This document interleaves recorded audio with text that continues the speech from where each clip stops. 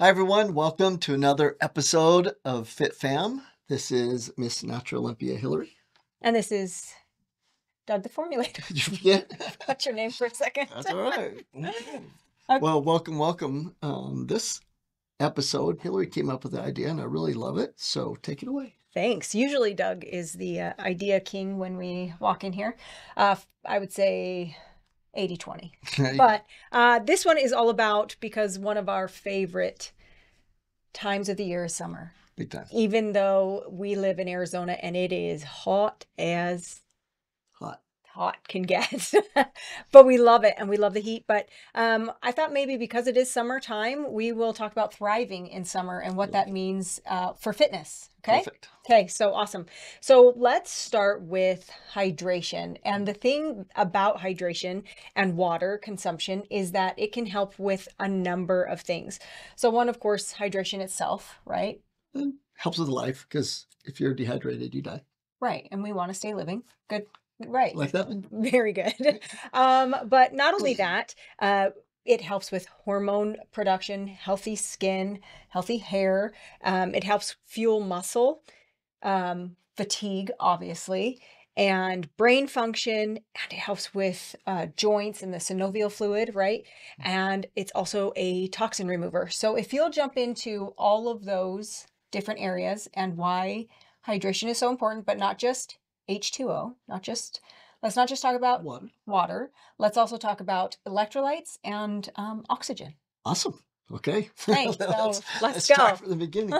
I really think that when you're looking at all of the aspects that you mentioned, right, with the skin and the muscle and brain fog and overall fatigue, that it all comes down to understanding that the body is made up mainly of water. Mm-hmm. And every single organ, every single tissue, and every single cell of the trillions of cells in your body don't function unless water is present. So that's kind of the main baseline factor. And the reason we're talking about hydration is because in summertime, typically you're going to sweat more and you're going to lose more water. Absolutely. So just like when we heat up water, right, it vaporizes, same things happens in our body as when we heat up. So just the fact that it's summer, we're going to actually burn more water, just like the water in a pot, than in the wintertime. And it's important that we replace that. And what was interesting is even way back with the Suns in the early 90s, that's when the original research came out on hydration and electrolytes. We didn't really understand electrolytes until the 90s. And what we found out was that the players that after practices, or even how long they warmed up before a game, many times determined their performance. And we kept thinking it was based on the amount of time that they were warming up, that they were just like getting tired, but it wasn't.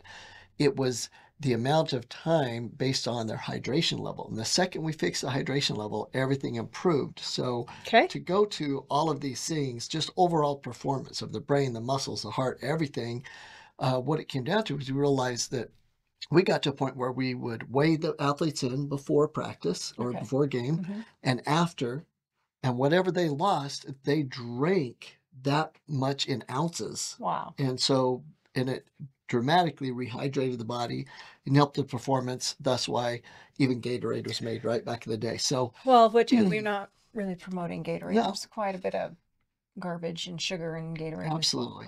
The original Gatorade made at Florida was really based a lot more on the electrolytes and just adding back enough glucose polymers, and then it turned into just a big sugar machine. Right. So as far as to answer your question on water, just think of it as that, is that the body runs on it, you need it. But then what we found, meaning the world found, was that if you had all the water in the world, it still wouldn't get into the cells to get past the blood-brain barrier to the brain, wouldn't actually be able to get in the cells to help hydrate the skin, and that unless certain electrical components were present, these electrical components that caused a charge on the water to be able to get it into the cell and to get the toxins out, and those were called electrolytes. I love it. So specifically speaking of electrolytes, what electrolytes are we talking about? Mainly talking about sodium, potassium, magnesium. There's a few others, right? Calcium, Okay. that big. Those are your main ones. And an active athlete, okay, somebody that is going to be athletic, because here's the deal. I've noticed we had our nieces and nephews over the weekend, and what's crazy is summertime used to be this time when you had a break from school and sport, and you got to kind of relax and enjoy your friends and play outside, that kind of thing. It has changed massively. So summertime now is an extension of sports through school and then summer sports. So these kids are going hard in the summer a lot. So not just kids, but adults as well. If you are athletic, replacing your electrolytes, how much do you need? And so a lot of people will go off the 4-4-3 rule, or 4-4-2, meaning 400 milligrams of magnesium, 400 milligrams of sodium, 200 milligrams of potassium. But the fact of the matter is, if you just take a good electrolyte formula, like the glutathione electrolytes or another brand that's out there, There's quite a few good clean ones out there right now. then you're covered when it comes to, because they're still minerals, so you don't need a ton, right? But you need to have them, or else you don't get the electrical current, the electrical charge to get the fluids into the cells or to pull the toxins out. And it's really critical. We found the electrolytes were a big deil. Okay, I love that. And I do think at some point, sometimes we are overdoing it on the electrolytes because it is such a, I don't know, it's a fad now. Fad now, yeah. So yeah, being smart about that is really important. Especially with potassium. I think yes. that, people worry about sodium and that a lot, but if you're out in the sun a lot and that, it's really hard to get too much sodium. And if you get too much magnesium, you actually get diarrhea. Potassium is the big one, because if you take too much potassium, you die. That's what they actually use with lethal injection. Okay. And so be careful on that one. You can't get too much potassium from natural food sources, so your cantaloupes and bananas. But as far as supplement-wise, you have to kind of watch that level.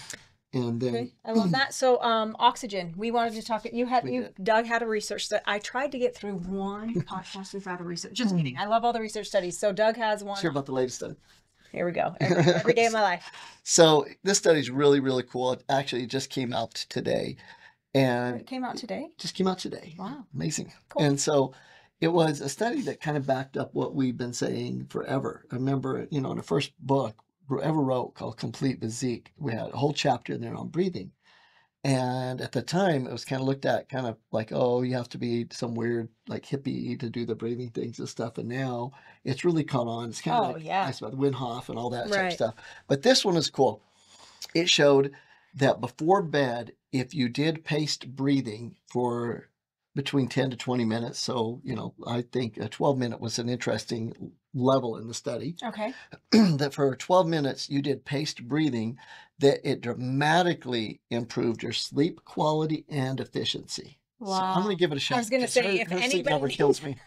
Drives me crazy. Today, so he had a little bit of a restless night last night, and when Doug has a restless night, he somehow wakes me up to make sure I know he's having a restless night. And even on his restless night, my sleep score 99. Drove me crazy. Anyways, but here's what the paced breathing means. So you can practice at home. Now, this is based on a lot of the research that we did. So I'm actually 1 second off from what they did in the study. But basically, the form of breathing, paced breathing, that I believe in and we've been teaching for years, is called the 3-6-9 method. And that's where you breathe in for 3 seconds. So 2, 3, then let it out for 6. So slowly let it out for 6, and then hold that for 9. 9. And then you do it again. Cool. And the difference with that breathing technique versus the other ones is the hold, because the hold will put your body in a position for a second that causes a little bit of a shock. Right. You can breathe, so it's not causing cortisol, but it's a little bit of shock, and it helps create these things called shock proteins that help us with aging. Cool. All that. So you said for 12 minutes? 12 minutes, and try to do it consecutively. It's going to take you, a little bit of practice. Yeah. But they show that if you did that, we're not talking a little bit. We're talking a dramatic improvement in sleep quality and efficiency. So I'm going to practice that at night and do it and see how that works. But I give love that a it. shot. And I that's a actually love better that. way to thrive in the summer, because sometimes our sleep patterns are different in the summer, right? Correct. Because the kids have late night things. We had Right. watched some of our nieces and nephews over the weekend, and I'm like, okay, where are they at? Well, they didn't get home till like 10 o'clock. And they're like little, but they have practices and stuff. Yeah. Blew me away. Blew Yeah. me away. Okay. So next in our Thriving Summer podcast, let's talk about summer vitamins and the Okay. vitamins that are essential for summertime, really. Okay. So the one that comes to mind, I think for all of us, right, is vitamin D. Yep. Of course. And I think vitamin D is fun to talk about because many people think that vitamin D is created by the sun, right? Mm-hmm. So vitamin D is not created by the sun. The sun will actually start the process of the body synthesizing the nutrients needed to make vitamin D. So the sun doesn't shoot vitamin D at you. You have to have the base nutrients in the body, and then the body can make vitamin D, and the sun really accelerates that. And that's why it's so important. And so instead of looking at the sun as something that could be scary, right, we look at sun as, you know, one of our main nutrients. One of the main nutrients in the body. And so what are the other vitamins or minerals and nutrients that we need to be able to take advantage of being able to synthesize or create vitamin D from the sun? And I think that comes to, like you're saying, is this, why do some people thrive in the sun and others get sunburn, skin cancer, and all of that? Mm-hmm. And all it does is come down to the nutrients within the body, like you're mentioning. If you have all the right nutrients in the body, macro, carbs, proteins, fats, and micro, the right types, then your body actually thrives. And okay, I have a question about this. So if I'm somebody that does pretty good on my nutrition, okay, I eat pretty healthy, but I do have things here and there. I have extra sugars or processed foods from time to time. If I know that I'm going to have a few days where I'm going to be in the sun consistently, if for those days, and maybe a day prior and a day after, I consume less of my sugary and processed and more of all the healthy, am I doing myself that much more good, or is it a sustained thing? right, well, sustained thing is the ultimate, right? But the question is, will it benefit you? 100%. But you do need saturation. So I'd say like 48 hours before you knew you were going to be in the sun, you would want to increase all of these specific vitamins or micronutrients and macros. So the micronutrients are the ones that we kind of mentioned a little bit. Vitamin D, right? The original antioxidants. You want to think of antioxidants, and the original antioxidants that were discovered way back in the 80s and 70s was vitamins A, C, E, and the mineral selenium. So vitamin C, your ACEs, right? Okay. And so a good multivitamin should cover most of that, with the exception of vitamin C and D. You want to increase your vitamin C and D for a few days, which is really so easy you're wanting to take in more vitamin D before you're in the sun to be able to synthesize more vitamin D. Correct. And vitamin C. Because it's a specific antioxidant that relates to the oxidation that happens from the sun if you don't have it in your body. So vitamin C. So, and a lot of these antioxidants or nutrients or phytonutrients that we could get are foods that are produced in the summer. Yes. It's almost like God knew what he was doing. Can you believe? So your watermelons, huge. Yeah, it's a ton of water. Plus you get citrulline and a lot of those, antioxidant nutrients in them. Think of any type of fruit that is around the equator too, right? Your papaya, your mango, which mangoes now are available in most places.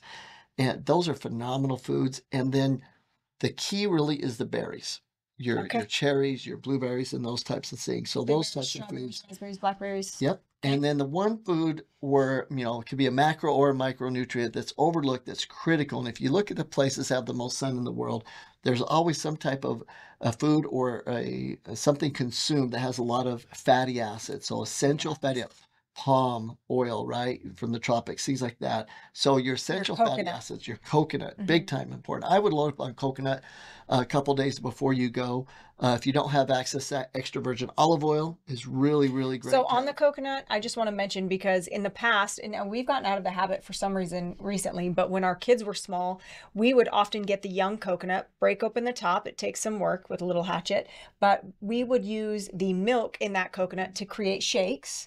And then our kids, and we would just scrape the meat and we would eat the coconut out of it. And it is just one of the best things you can do. Yeah, and we did it through all the summers because our Yep. kids would, and the reason we have it because the kids haven't been home, and we should keep doing it. Yeah. But through the summer, we'd make it an absolute thing that we did consistently, like daily. You know, we'd buy Right. them in cases. Mhm. A young coconut, it's important, much easier to break open. The meat is easier to get out, and you get a higher level of the essential fats. But we'd have them have like one a day because Right. it would make it so their skin was more subtle, that the sun wouldn't cause much oxidation in it. Really great to do. So it might be a cool little habit to try with your kids because it's fun. So they can, you know, get a little straw and drink out of the coconut. But Yeah, I love that. healthy fats is critical. And raw to this nuts. body. Raw nuts are a good way to also get your Avocado. healthy, and avocado. And raw nuts, I love to make this emphasis. When you are buying your nuts, it will say raw nuts on it. So anything that is roasted is not what we're looking for. And then also green teas, right? Absolutely. Okay. Big fan. Because of the antioxidants within it. Yeah, and yerba mate, green tea, all depending where you're at in the world type thing, for sure. Okay, so next let's kind of go into sunscreen and the importance of sunscreen, and also understanding that when we're consuming the right amount of foods and the proper foods, that the sun will affect our skin in a positive way. And when we're consuming processed foods and sugars especially, the sun will affect us in a negative way. Yeah, and I think it's interesting, and you look back at the history of sunscreens per se. You know, I think a lot of people remember back, it wasn't been that long ago that when you'd go to the store to look for them, half of them weren't sunscreens. Half of them were tropical oils and things to help the sun even be more effective on the body, right? Remember the Hawaiian Tropic type thing, the original Hawaiian Tropics, they got pretty processed later, but it was just pretty much like coconut oils and that. And you don't see that anymore because now people are wanting to block it because of the damage it causes, which tells you the processed foods is the problem. And growing up, I lifeguarded for 7 years, and you know, with maybe a little bit on their nose, we actually put the oils to actually attract more of the sun. But every day would have large salads every day at lunch, right? Tons of raw fruits, vegetables, things like that. And that was just what we took to the pool. Yeah. So when we're talking about, this is just from the research that I've done, you help me if we need some help here. But when we're talking about sunblocks in general, sunblocks, zinc oxide is the best, correct? Fan of that. That's the OG, right? With you see the white on the lifeguards and things like that. Zinc oxide, it completely repels the sun. It's white though. Yeah, your skin will have a little white hue. And then, so also lotions over sprays are typically better, which I know that can be hard for moms with little ones because the sprays make it so easier, but that's because of the different chemicals that have to be in the sprays, correct? Yep, and like an aerosol type chemical. Yeah, so lotions are better than sprays, and then avoid the synthetic vitamins that can come in sunblocks. Yeah, the synthetic vitamins are bad when you put on the skin because remember, when you consume synthetic vitamins, the body has to do all the work to convert them. When you put them topically, the body doesn't have the ability to convert, and it immediately turns into an oxidation factor that causes damage. Okay, so some options that I found that I still need to maybe do a little bit of research on, but Kula and Supergoop, but making sure zinc oxide and then no synthetic vitamins are in them, and lotions over sprays are the main. Yeah, and stay away from petroleum based, right? Okay. So anything that has a petroleum base in it, and it'll say on there, right? Propylene glycol, things like that you just want to stay away from because those are very oxidative, and you just want to get as clean as possible. If you can find any type of a lotion that you know the name of the places that the ingredients come from, like it comes from coconut oil, right? It comes from avocado. It takes a little bit of work, but that's the key. And you will probably need something as you're increasing your antioxidant phytonutrients in your diet, making those changes as you go. But once you have a really clean diet, it's not as a big of a deal to get the sun. And then also, if you're going to be in the sun for prolonged periods of time, cover up. Hats, you know, they make the long sleeve, like swimsuits basically now that you can wear. So cover up if you're going to be in it for prolonged periods of time, and build up your, what would you say? exposure to the sun? Yeah, that's really the key is start 10 minutes. Just think in 10-minute blocks. Mhm. The first few days you're in the sun, try to make a 10-minute full exposure, then 20 and then 40. And the problem is that most people are completely out, then they go to the lake for the day or they go to the beach for the Right, day, right, right. right? And they burn. And that's where you might want to do the sunblock type thing. But the key is if you know you're going to go to those places, increase your healthy foods, increase a little bit of the sunlight beforehand, get used to it, and then you can enjoy it without getting burned and ruining your whole vacation. I love that. Okay, so the best foods for summer, um, honestly, it's the foods that are available in summer, right? So all of your fruits and vegetables that come out in summertime, your watermelons, your All berries, mangoes. but all of the fruit, Oh, peaches and nectarines and plums and everything that you can get your hands on. my favorite, peaches. Your favorite peaches. Yeah, mangoes are a close second though, Of right? course. Or pomegranate. But pomegranates are fall. Anyway, so all of those, and then especially healthy fats. Find all of the ways to get in your healthy fats, and then stay away from processed sugars and processed food. So Let's talk about the summer foods when you think of a summer food that maybe you ought to make healthier choices with if you're going to consume them at all. okay, so like if I'm thinking like 4th of July barbecues, thinking like hot dogs. Hot dogs is Okay. probably the biggest culprit and the most popular one in the summer because of the 4th of July. Because so it's easy, right? It's easy to Yeah. get and have at things. And so I would actually have hot dogs off the list. But if you're going to do it, it's just a part of the culture of the situation. Man, make sure you know where the hot dog meat comes from.